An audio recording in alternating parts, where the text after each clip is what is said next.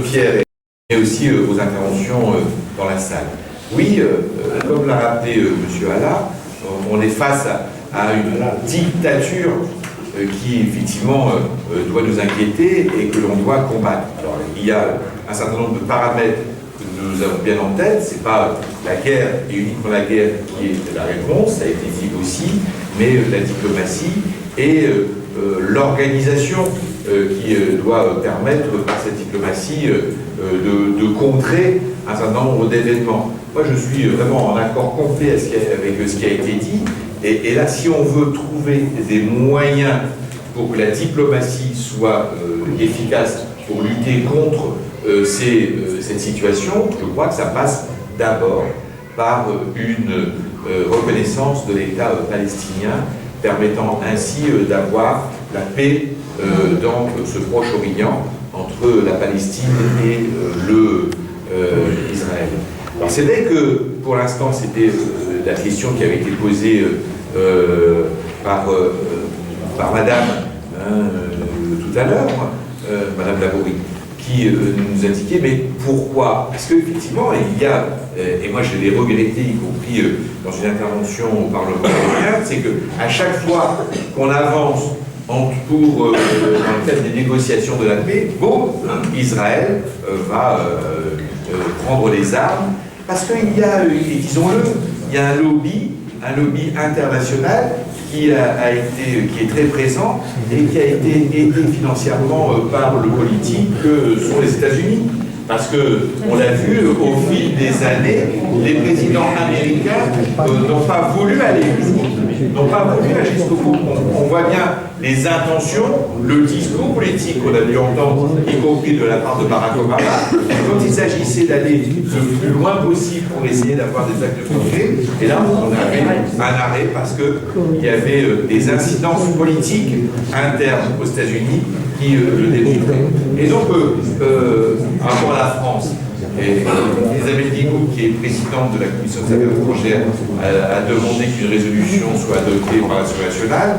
Normalement, il est prévu que cette résolution soit discutée le 28 novembre prochain, ce qui est bientôt, mais je ne suis pas sûr qu'on aille jusqu'au bout.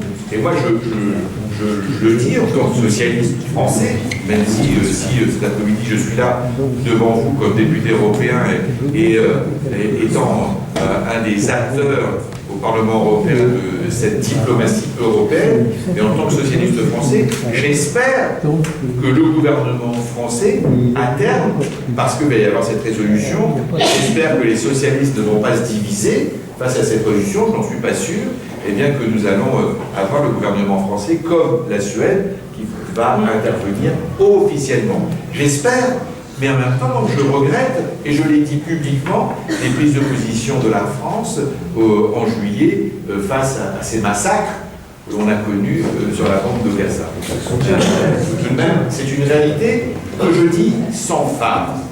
Deuxièmement, je pense que là aussi c'est important à rappeler, nous avons un certain nombre de financements de Daesh, comme ça a été rappelé à l'instant dans vos interventions, qui sont des financements de la part de l'Arabie Saoudite, de la part du Qatar notamment, avec là aussi des complicités internationales, des grandes puissances internationales. Des donneurs d'ordre internationaux. J'étais l'autre jour au Maroc, où là j'ai rencontré M. Al-Mani, qui est l'ancien ministre des Affaires étrangères, qui était justement en 2013 là au moment où on voyait bien qu'il y avait une possibilité d'un règlement de la situation en Syrie. Et là, pour une fois, on avait réussi à convaincre la Chine et la Russie, qui avaient envie de bouger, et qui finalement, comme dit M. El-Mani, qui n'a pas voulu aller jusqu'au bout, eh bien c'est les États-Unis. Alors que là, nous pouvions aller jusqu'au bout par rapport à ce régime sanguinaire, totalitaire, dictatorial, représenté par M. Assad. C'est évident. Alors c'est vrai que, comme ça a été rappelé, ce qui a été fait notamment par les Américains avec l'Irak, qui ont mis un Premier ministre ensuite, quand ils sont partis, qui a été, et tout le monde unanimement en Irak, s'est opposé à ce Premier ministre. Et donc c'est bien maintenant qu'il y en ait un autre. mais on le voit bien, ce sont les populations irakiennes et syriennes qui sont les premières victimes de Daesh. Et donc ça aussi, il faut qu'on l'ait en tête. Et malheureusement, ce veto que la Russie et la Chine, à un certain moment, ou cette non-volonté de Barack Obama de ne pas aller jusqu'au bout. Alors c'est là toute la difficulté de l'exercice, c'est qu'on a reproché les États-Unis à être trop souvent les gendarmes d'un monde, et je suis sûr qu'on a en tête un certain nombre de critiques que vous pouvez faire, et là finalement on se rend compte que, après l'ensemble des événements que Pierre décrivait bien, ou que vous décriviez également très bien, on se rend compte qu'on a besoin de se regrouper, d'avoir un collectif fort, si on peut permettre la diplomatie d'aller jusqu'au bout, pour régler le problème. Et nous, en France, par rapport à votre dernière intervention, elle est juste. En France, je le regrette, on a stigmatisé un certain nombre de populations. On les a stigmatisés. Et ça, c'est, encore une fois, propre à la France. Je n'ai pas connu les mêmes stigmatisations aux Pays-Bas ou en Belgique. Il n'y a qu'en France. Et quand je vous dis qu'il y a des Espagnols, des Américains, des Russes qui sont aussi enrôlés, pourquoi dans cette stigmatisation? Parce que ça n'a rien à voir.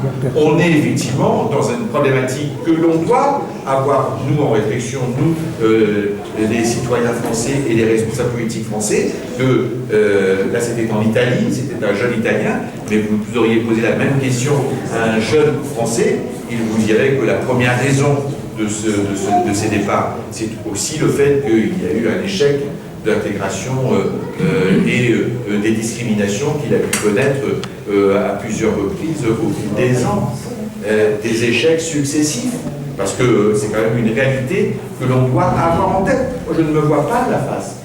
Je fais de la politique depuis maintenant un certain nombre d'années, et en même temps, donc, je dis qu'on est là devant le résultat de nos propres échecs, qu'il faut toujours relever.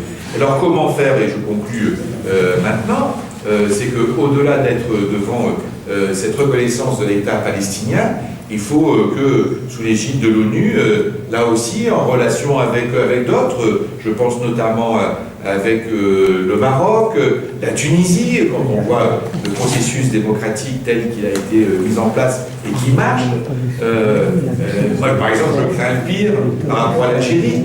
On voit bien qu'un pays qui a des énergies fossiles aussi importantes, soit le gaz ou le pétrole, de voir que cette société a du mal à bouger comme l'Égypte, comme la Tunisie ou même le Maroc. On voit bien que l'après-Bouteflika risque d'être aussi un enjeu politique des plus difficiles à supporter, parce qu'il va falloir, là encore, vous disiez tout à l'heure, finalement la Tunisie avait bénéficié du fait qu'elle n'avait pas été dans un enjeu des impérialistes, compte tenu qu'il n'y avait pas ni de pétrole ni de gaz naturel en Tunisie, et d'ailleurs c'est un peu le cas aussi pour le Maroc.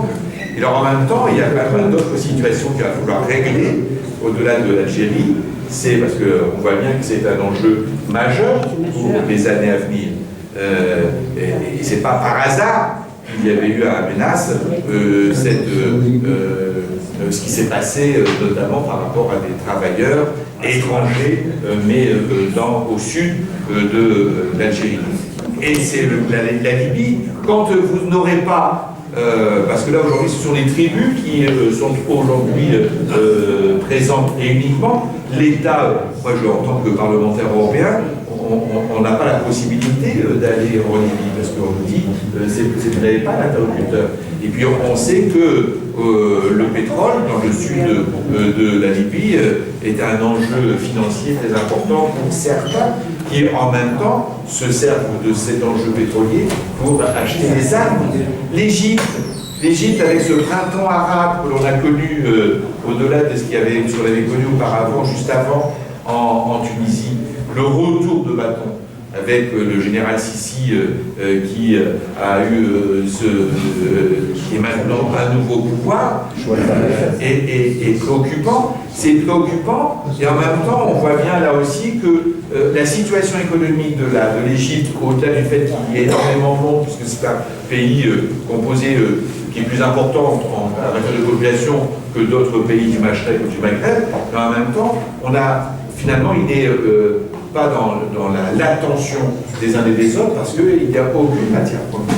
Et que vous avez finalement des populations qui vivent dans la pauvreté et qui malheureusement, parce qu'il y a une nouvelle chef de camp, vont continuer à vivre dans la pauvreté.